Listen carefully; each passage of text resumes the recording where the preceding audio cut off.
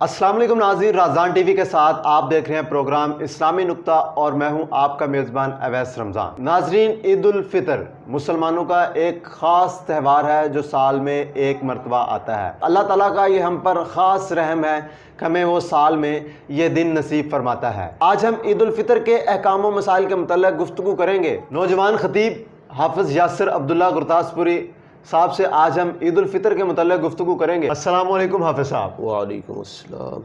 हाफ़िज़ साहब, रमज़ानुल मुबारक माशाअल्लाह गुज़र चुका है और आगे आपको पता है कि ईद उल फितर का त्यौहार जो है वो आने वाला है।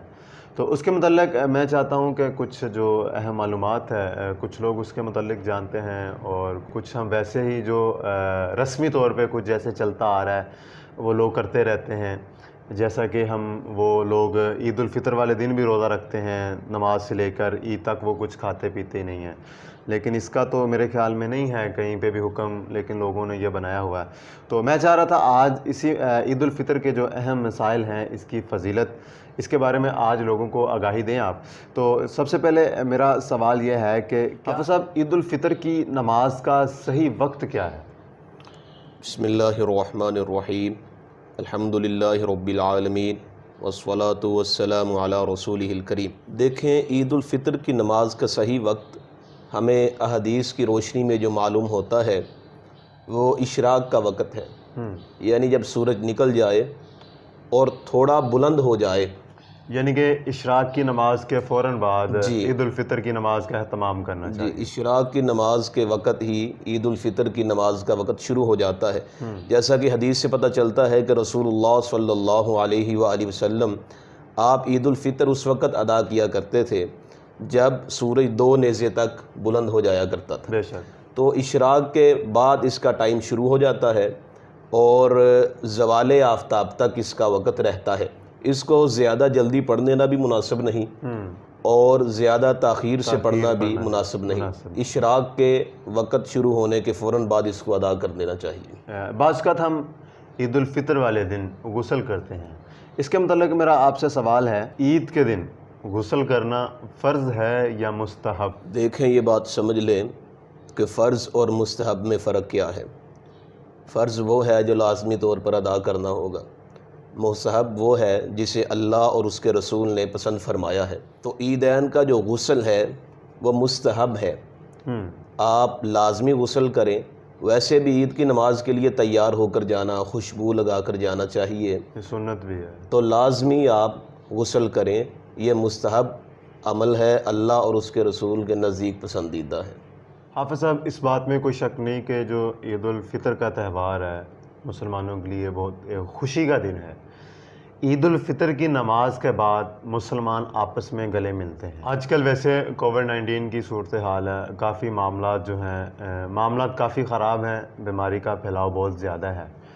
अब इस्लाम में शरीयत के मुताबिक जो है ईद उल फितर की नमाज के बाद गले मिलने का शरीयत में क्या हुक्म है? क्योंकि जैसे मैंने पहले बताया कि आजकल बीमारी, क्या गले मिलना लाज़िम है या अगर गले ना मिला जाए तो उस सूरत में क्या जो कुरान और सुन्नत की रोशनी में क्या है काम? देखें, ये बात समझ लें कि ईद के बाद गले मिलना इसका शरीयत के अंदर कोई वजूद नहीं।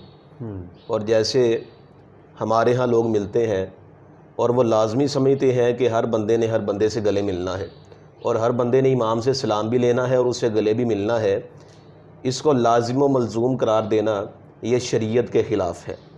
शरीयत के अंदर कोई ऐसी पाबंदी नहीं कि शरीयत ने हमें पाबंद किया हो कि ईद की नमाज के बाद आपने लाजमी मुसाफ़ा करना है या आपने लाजमी गले मिलना है। हाँ, अगर 2-4 बंदे मुसाफ़ा कर लें या गले मिल लें उसमें कोई हर्ज नहीं, लेकिन इसको दीन का हिस्सा करार देना और इसको लाजिम व मलजूम करार देना ये गलत है।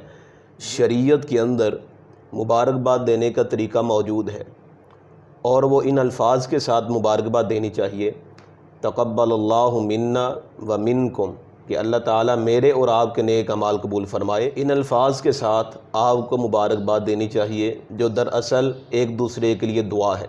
बहरहाल गले मिलना इसके अंदर इसके बारे में शरीयत में कोई सख्ती नहीं है, ना ही शरीयत के अंदर इसका कोई वजूद है कि आप लाजमी गले मिलें। जी नाज़रीन, हाफ़िज़ साहब ने शरीयत के मुताबिक हमें बताया कि जो हम عید کی نماز کے فوراً بعد گلے ملتے ہیں، اس کا اسلام میں کوئی وجود نہیں ہے۔ تو یہ ہم اپنی خوشی سے ایک مسلمان دوسرے مسلمان سے ملتا ہے۔ تو آج کل جیسے کہ میں نے پہلے ذکر کیا کہ کرونا وائرس کی وجہ سے صورتحال کافی گمبھیر ہے، صورتحال کافی نازک ہے، تو ہمیں کوشش کرنی چاہیے کہ گلے ملنے سے اجتناب کریں، کیونکہ ہمیں اپنے لیے اور اپنے پیاروں کے لیے تحفظ کرنا چاہیے۔ حافظ صاحب، عموماً ہم عید کی نماز کے بعد عید کی نماز پڑھ لیتے ہیں، کچھ لوگ سیر و تفریح کے لیے نکل جاتے ہیں، اور عید کا دن ویسے یعنی کہ نا انجوائے میں ایک خوشی کا دن ہوتا ہے، تو اس طرح گزار دیتے ہیں۔ کیا عید کی رات کو خصوصی عبادات کا ہمیں اہتمام کرنا چاہیے؟ دیکھیں، اس دن کی خصوصی عبادت کے متعلق اسلام میں کوئی حکم نہیں ہے۔ کسی صحیح حدیث سے یہ ثابت نہیں ہے کہ آپ عیدین کی رات کو عبادات کریں۔ اس رات کو عبادت کے لیے مخصوص کرنا یہ ٹھیک نہیں۔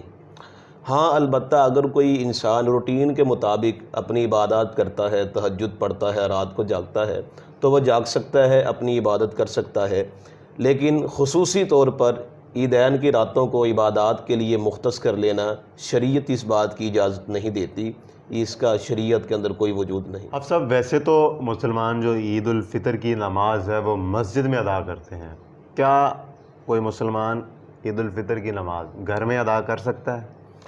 دیکھیں، جو عید الفطر کی نماز کا حکم ہے وہ شریعت کے اندر جو ہمیں تعلیمات ملی ہیں وہ یہ ہے کہ کھلے میدان کے اندر عیدین کی نماز ادا کی جائے۔ اگر بالفرض کوئی مجبوری ہو، بارش وغیرہ ہو، طوفان آندھی ہو، تو عذر کی بنا پر مسجد میں عید کی نماز ادا کی جا سکتی ہے۔ بغیر کسی مجبوری اور عذر کے مسجد میں عید کی نماز ادا نہیں کرنی چاہیے، کیونکہ یہ سنت سے ثابت نہیں ہے۔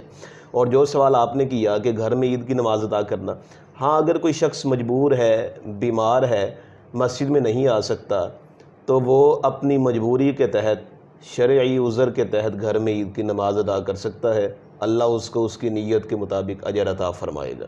سبحان اللہ۔ آخری میرا آپ سے سوال ہے، کیا عید کی نماز سے پہلے نوافل وغیرہ پڑھنے چاہیے؟ اور بعض دفعہ ایسا ہوتا ہے کہ جمعے والے دن ہی عید الفطر ہوتی ہے، اگر جمعہ اور عید ایک دن آ جائے تو کیا جمعے سے رخصت ہے؟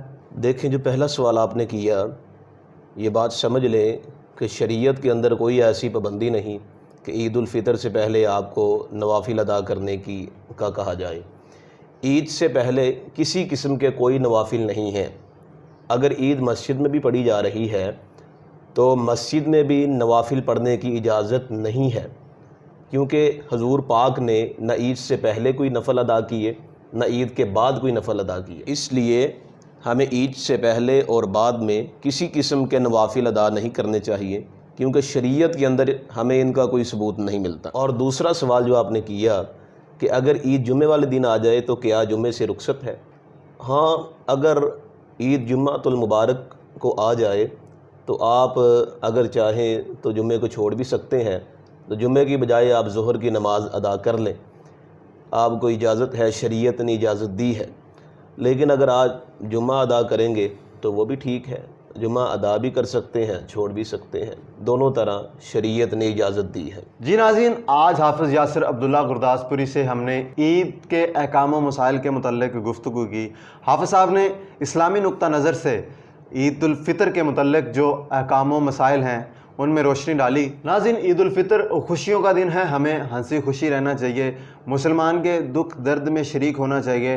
مسلمان آپس میں بھائی بھائی ہیں، لیکن آج کل ہم اس رشتے کو صرف کتابوں تک محفوظ کر چکے ہیں۔ ایک مسلمان کو دوسرے مسلمان کا دکھ درد سمجھنا چاہیے، اس کے ساتھ مل جل کر رہنا چاہیے۔ اللہ تعالی ہمیں اس پر عمل کرنے کی توفیق عطا فرمائے۔ آج کے لیے اتنا ہی، نیکسٹ ایپیسوڈ میں ملاقات ہوگی، تب تک کے لیے اپنے میزبان اویس رمضان کو اجازت دیجیے۔ اللہ حافظ۔